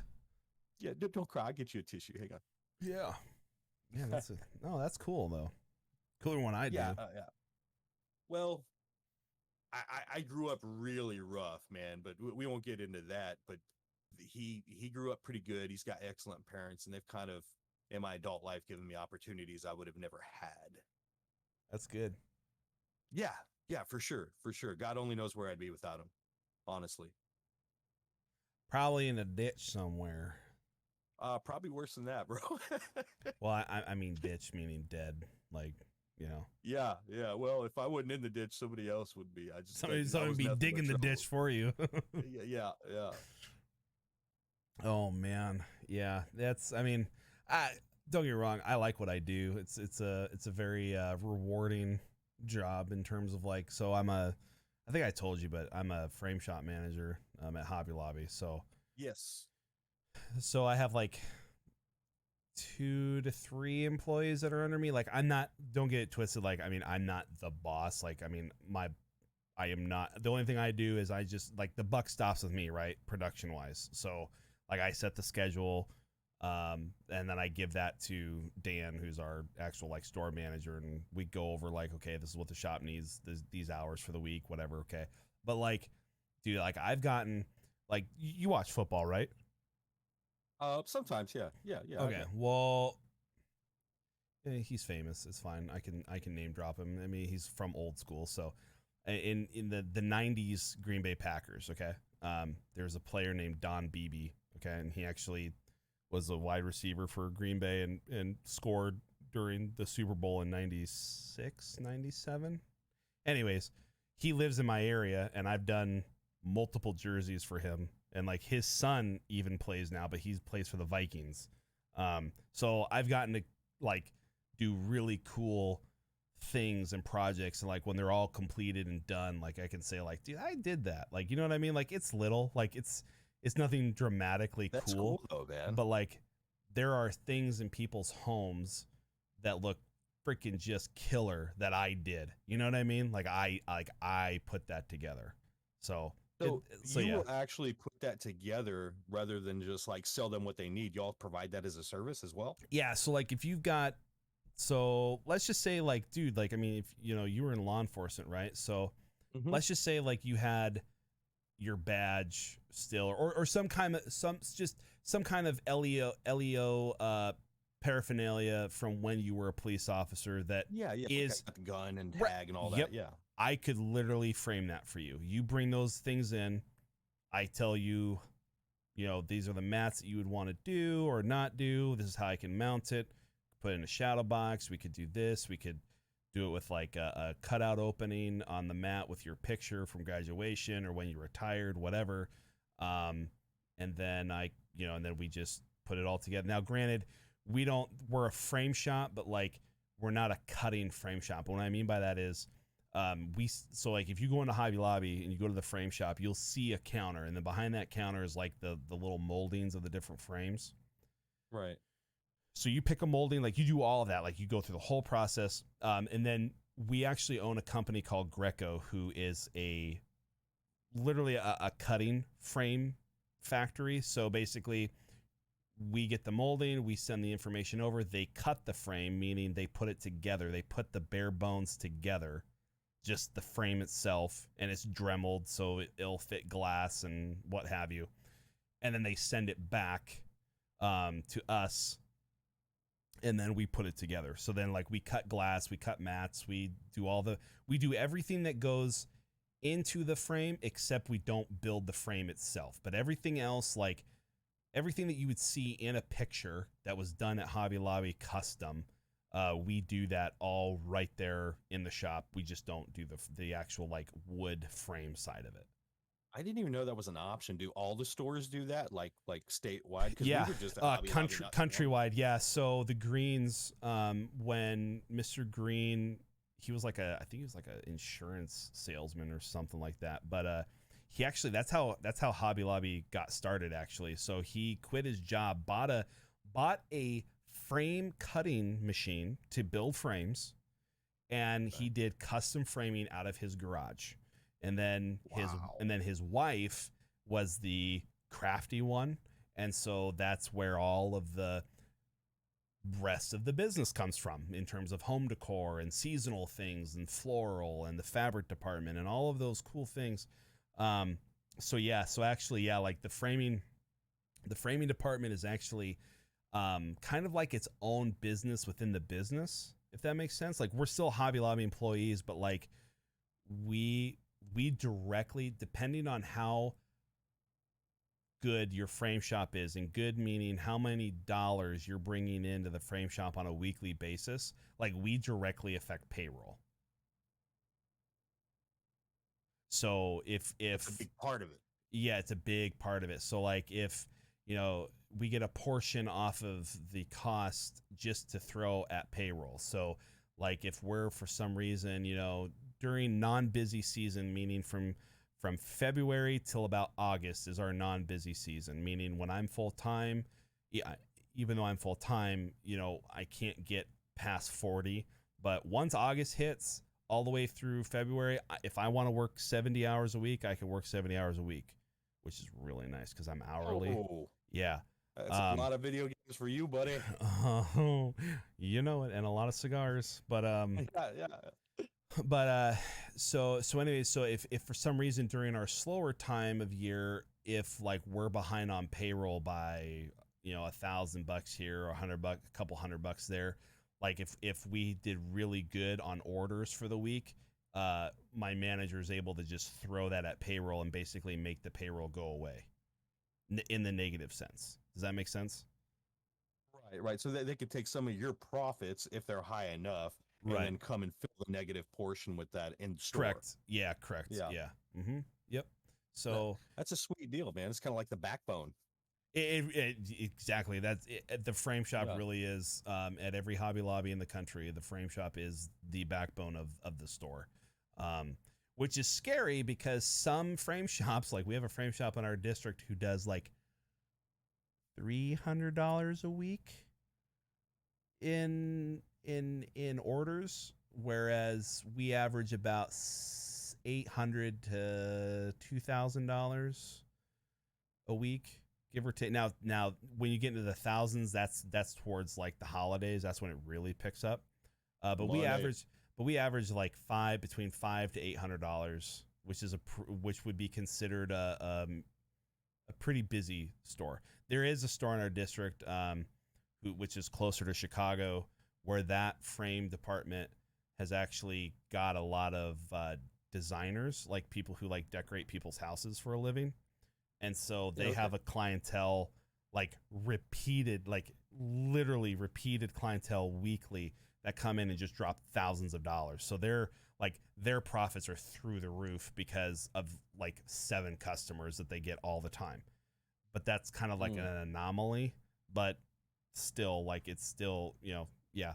So yeah, if you have a store where like it's not a busy frame shop, labor wise, it can be kind of scary in terms of just not scary like people can get fired or anything like that, but just like, man, if you're over on payroll, people are going to start getting sent home real quick, Yeah, that other store sounds like you would drop one like right in the middle of like, New York and the fashion and Yeah, right no, in the- well, yeah, I mean, so where I live in Illinois, I live about without, like, on a good day when traffic's kind of light, I can get into downtown Chicago in less than 50 minutes.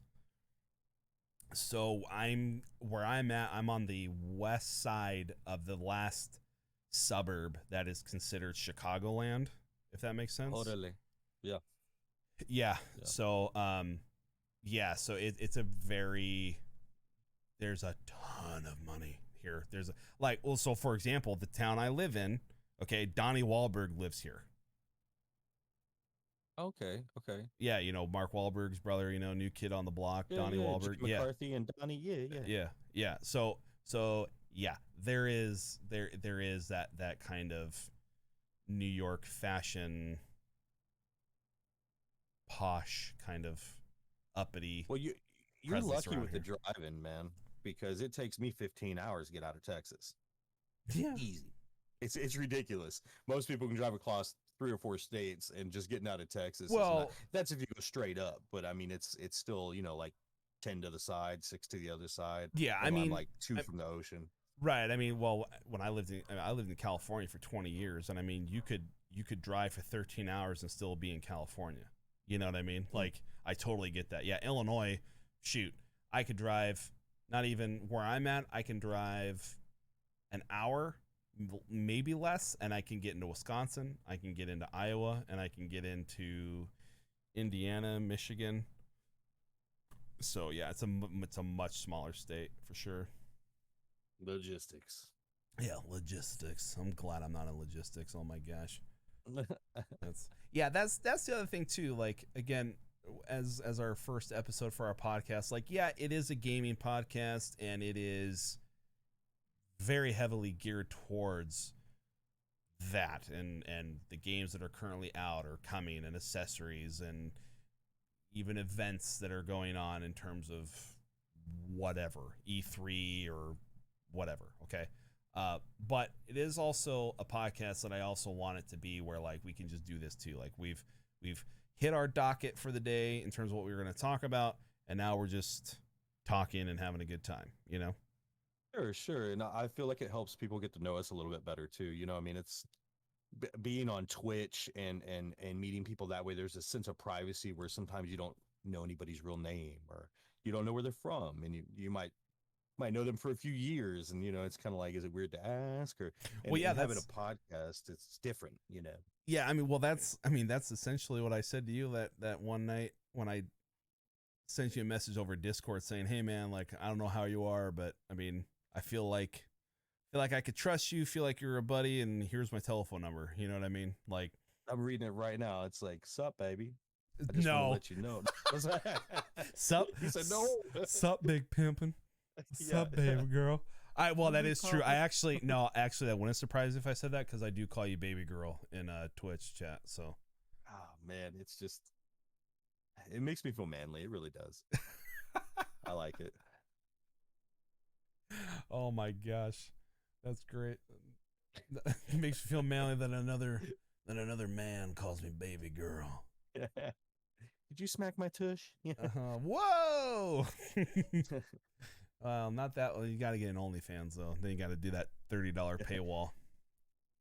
Just some Andrew Dice Clay while we're at it. Hickory dock. Oh my gosh. Duper hits the mute button.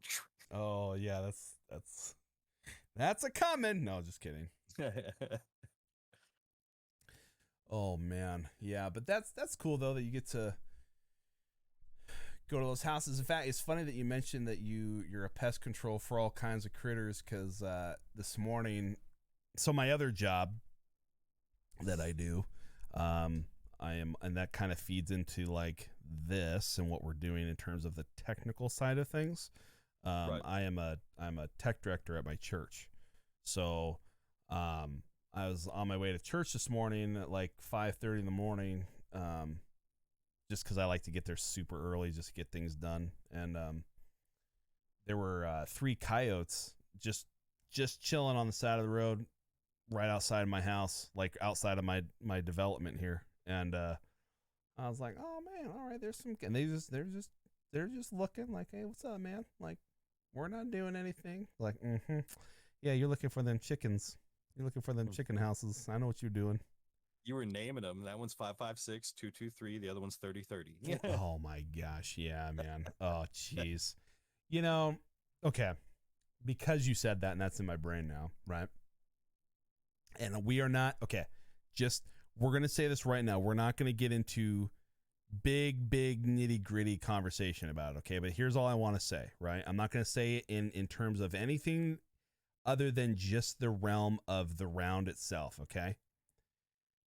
The idea that there is a feeling out there that a 223 is this devastating round that just blows people up is the most dumbest thing I've ever heard in my life. Because, as you know, I'm sorry, but a 223 is essentially a varmint round. Okay, I wouldn't even shoot a deer with a 223. Okay, like Right. because, well, basically because it's going to maim the poor thing, and that's just inhumane to do it to a deer or an animal of any kind. So yeah, anyways, that's my, oh my God, I've been on a bender with some of my friends from back home lately, and it's been, let's just put it this way. If at the end of the day, things go the way they do and I don't no longer have those friendships, it's at the point where it's like, I don't even care. Like, I don't care. Like, you can't even have a civil conversation. You're just going to use emotion. Okay, that's fine. Yeah. People get, it's hard to have any of those conversations nowadays, dude. It really is, man. But a 223 is essentially a 22 caliber bullet. Yeah. That's all it is. You know, it's been never made to devastate anything, really. It's right. Yeah. I mean, you're in the military, so, absolutely the idea behind 223 or 556 for those who are in the military, it's the same round. It's interchangeable. The idea behind that round was to maim, not kill, to get more people off of the battlefield. That was the point, or at least the idea behind it.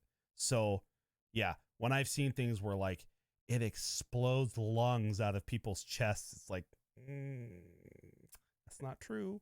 I mean, dude, my favorite hunting rifle, by the way, is sitting in my safe, and it is a Mosin Nagant 1939 7.62 by 50.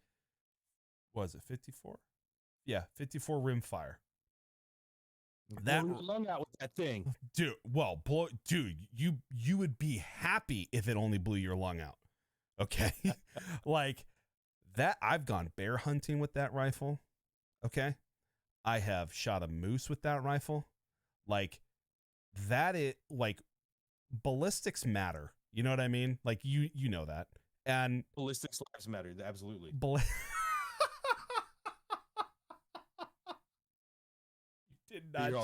You did not just say that. That's an edit. You did not just say that.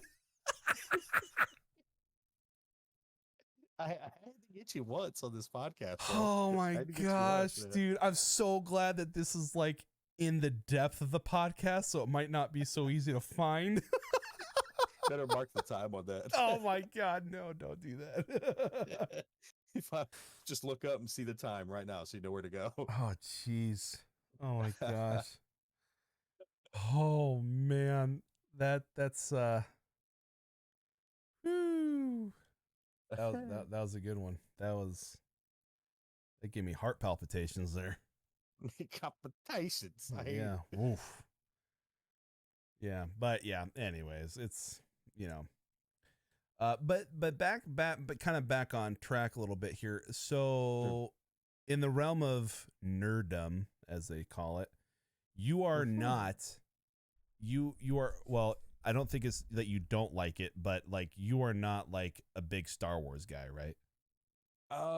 You know, my thing was to beat up the Star Wars kids back in the 80s. To be honest with you, man, I just see it so much. I've never watched it. Has nothing to do with not liking it because I've never watched it. I don't know if I like it. But anything that gets too in depth, like Lord of the Rings, Harry Potter, which I was forced to watch with my kids, couldn't tell you anything about it. Anything that's really long that's not like Goodfellas, like a gangster movie or like Wolf of Wall Street, I fall asleep. Same thing with football games. Love football, played football, won championships. Watch football, fall asleep. I can't do it. I don't know what's wrong with me. But now I see Star Wars everywhere, and I see all these kids, man, and they're 20-something years old, and they're trying to tell me about Star Wars, and I'm like, man, I was alive when the movie was made. I mean, I think it was 79 when it was made, so maybe I wasn't, but Yeah, it was, 2-3 years later, it was like I was around. 77. Yeah.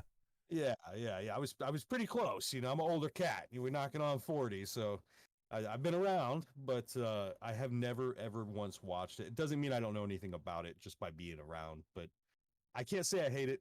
I've never seen it. I might give it a shot, but yeah, I don't know why, Duper. I don't honestly. No, that's okay. No, that's fine. Meanwhile, he did it real quick. That's okay. Meanwhile, I'm just like looking at all my Funko Pops on my counter, and I have like, let's see, 1, 2, 3, 4, 5, 6, 7, 8, 9 Funko Pops that are all Star Wars.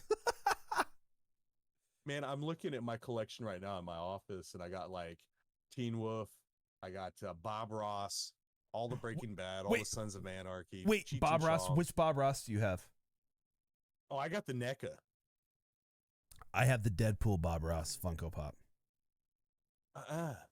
No, I'm talking full scale NECA action figure with the clothes and the little easel. Oh, are you? Oh, look at you now. No, I went big with those figures, man. I got like Dude, all the horror figures and honestly, Freddy and... honestly, I don't care how much of like, and this is not something that I hold for myself in terms of how I view myself. This is just what I've been told. Okay. As much as I am a man's man, meaning I hunt, I fish, I smoke cigars, I drink scotch, I have a filthy mouth, I am very abrasive, borderline. People think sometimes it's bullying, but it's just me being me. You know what I mean? I feel that. Yeah. Honestly though, I strive, like when I was a kid, okay, Bob Ross was probably one of the most influential human beings in my life who was not a family or friend, because without going into super detail, I had a very piece of dad, and who got like literally like, dude, like you could do like a simple thing, like leave like something out on the table and he would just go nuclear over it. You know what I mean? Right. And then like I would watch Bob Ross as a kid on TV, and here's this guy who is just so calm and so nice and so loving and just like, there's no mistakes or happy accidents. You know what I mean? Like that life was not that serious. You know what I mean? Like, so anyways, yeah, like dude, Sunday afternoons, if it's not football season, I'm literally watching the Bob Ross Twitch channel. I have it on. I have it on in the background, you know, because he's just, I don't care. Not even Mr. freaking Rogers. Okay. Nobody was as genuine and good as a human being as Bob Ross. I don't care. He really was, man. I always wanted one of his paintings, but Hey, you know, he was in the Air Force as well, but he didn't really like it. Yeah, well, yeah, he was in the military. I mean, same dude. Here's the nutty thing. He was in the Air Force. He saw combat. Okay. Freaking, what's his face? Mr. Rogers was a Marine sniper in Vietnam. Like, you have these two dudes who have what would be considered very masculine, very like cutthroat. I'm gonna kill people, you know, blah blah blah. And they're the nicest guys. They are the nicest guys. Oh, I'm gonna get that Bob Ross Chia pet. That's what's up. Got the little fro on it. That's it right there, bro. Yeah, they are super sweet. Big hero of mine, just like you. I watch him all the time. I had a thing for art. I always wanted one of his paintings. Of course, now they're probably untouchable. Back in '95, it was probably possible, but that's when he passed away. Yeah. Well, I honestly wouldn't buy any of his stuff only because I watched this documentary called it was on Netflix. And it was about Bob Ross, and basically the people who did the production behind his show, they screwed everybody out of his stuff. So basically anything that is Bob Ross, it doesn't go, none of the proceeds go to his kids the way he wanted it in his will. None of it goes to any of the charities that he gave money to. They all take it. So as much as that hurts me to say, like, if somebody was to sell me a Bob Ross painting from, like, not like a private sale, but like if it was a private sale, I would buy it. But if it was like at auction, with traceable accounts and things like that, I would never give them my money because they completely did so bad by him. Makes me like want to go down there and take care of it. You know what I mean? Yeah. I mean, go talk to somebody about how you doing, you know? Yeah, I mean, dude, you should. It's on Netflix. All you have to do is just type in like Bob Ross and it'll come up. Yeah. And if you watch I'll it, check out. you will be so heartbroken because the people that produced the show, this husband and wife, they used him. They used him and abused him. And when he had cancer, and he was still painting for a little while there when he had cancer. And the only reason they canceled the show was because even though Bob was still wanting to do it, was because, well, we don't want you to look sick on the camera. That doesn't look good. Gosh. And he goes, okay. So he started painting on his own, like in private. And they said, no, you can't do that. We own your rights. Yeah, it's a whole thing, bro. Like I would have took the baseball bat. Dude, it's a whole thing, and it is so tragic. It's devastating, honestly. It really is. But I was gonna tell you I have an idea, and I didn't mean to switch so quick on you. But what if I actually dedicated to watching Star Wars, and you could talk to me about Star Wars as a newbie? I mean, we can line that up, right? 100%. 100%. Yeah, because I've never seen it. Legitimately, have never seen one of the movies. So, okay. So here's what I want you to do, and I'll obviously text this to you, but I want this on podcast so people can agree with me who are in the know with Star Wars. You need to watch the original 3, so episodes 4, 5, and 6. So that's A New Hope, Empire Strikes Back, Return of the Jedi. Okay. Then you need to go back and watch episodes 1, 2, and 3, which came out in the late 90s, early 2000s. Okay, so that's Phantom Menace, Attack of the Clones, Revenge of the Sith. Okay. Then you need to text that order to me. I will. Like I said, This is just for the podcast as well. This is why I'm saying it. Then you need to watch Han Solo movie, then Rogue One, then you need to watch A New Hope again, Empire Strikes Back again, Return of the Jedi again, just for posterity's sake is why I'm saying it. Then episodes 7, 8, 9, and then you need to watch the TV shows Mandalorian and Book of Boba. They take place after episode 9 or Sorry, they take place after episode 6, which is Return of the Jedi. So yeah, I'll explain it all. But like, if you go and you watch the first one, like what would be numerically correct, which is episode 1, as again, like I said earlier on the podcast, like it's a good, like it's Star Wars, so I love it. But dude, the original 3 episodes, 4, 5, and 6, like you gotta watch those first so you can say, okay, so this is what got people jazzed. You know what I mean? And then and then take the other content in as you will, because it's not bad, but it's not better than the original. But yeah, that would be dope. I could answer questions for you and everything. Yeah, that'd be I think that'd be good. I mean, with as many movies there are, it's probably 3-4 years of content right there. They're long too. It's at least a month worth of watching. Yeah, back like if you were to sit there and watch everything, and I'm even including the cartoons, which I would highly recommend you watch too, that are all on Disney Plus. If you were to watch everything that is Star Wars in the universe of Star Wars in the timeline in the correct manner, you would and all you did was devote every day for like 2 hours or 3 hours to watch every single day, you'd probably take you like 2 months or so, maybe 3. Ouch. Yeah. That's all right. I'm going to do it.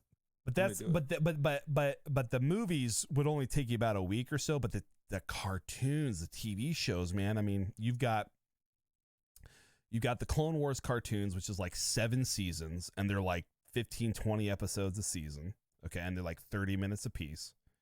And then you have Star Wars Rebels, and then you have Star Wars Resistance, and then you have Star Wars Bad Batch. I mean, you get what I'm saying? Like, you get where I'm going with that? Like, there is so much content TV show wise outside of the movies that the movies, you could watch 1, 2, 3 Han Solo movie, the Rogue One movie, episodes 4, 5, 6, 7, 8, 9. You could literally watch those within 4 days of each other. Like, you know what I mean? Like, you could watch like maybe 2 movies a day or something like that, however the math breaks out.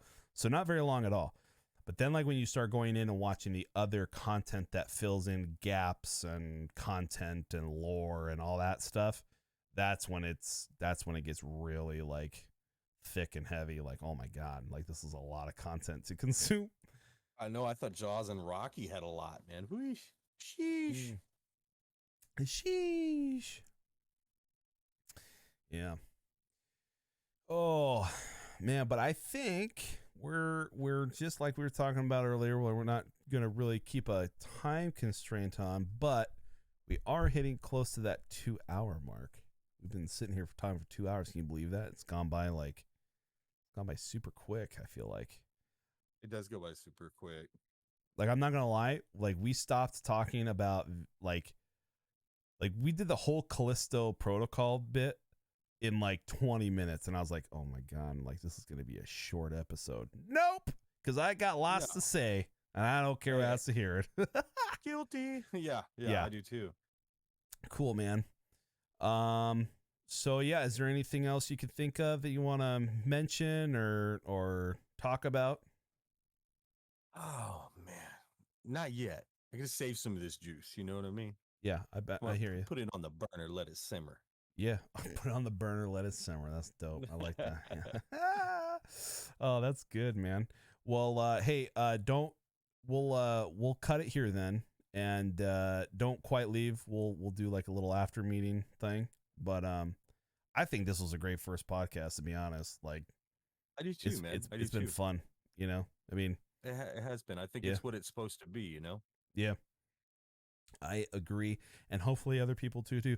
However, I'm not too worried, because with the likes of Viper and his ilk, like they just love everything you and Kay do, and hopefully I do now. I